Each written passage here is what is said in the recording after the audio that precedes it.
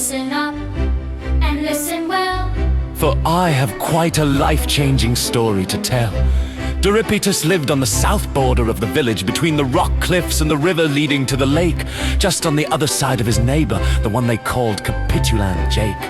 But make no mistake, even Jake would avoid fishing on the lake in hopes of avoiding Duripitus's Duripitant Guff, because he would always go off in such a huff.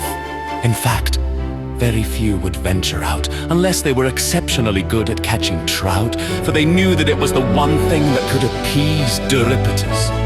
And although fishing was one of the many things that the Shmitizens of Shmitterville loved to do, they simply did not wish to make trouble.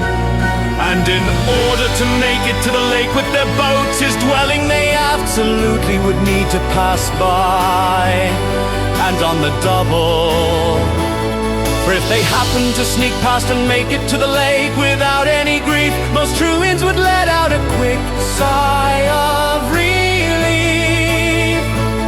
Because rarely, if ever, could a person pass by his dwelling without having him chase after them and bellow. And for each of the people of Shmitterville who had encountered this poor fellow and his Duripitant Guff, well, it was simply enough. During the month of May, for reasons I'm not quite ready to say, he would come out of his tiny little home by the bay and shout these same words to each of the villagers that would pass by his way. Who opposes my Duripitant Guff? Well, I must say, this alone tended to put most of the villagers in a bit of dismay.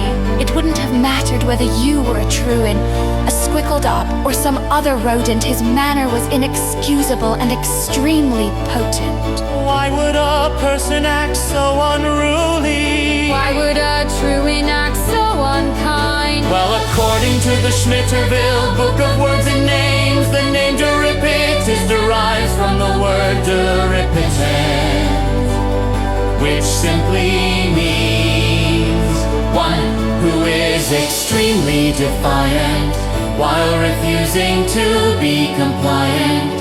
Defiant with a passion.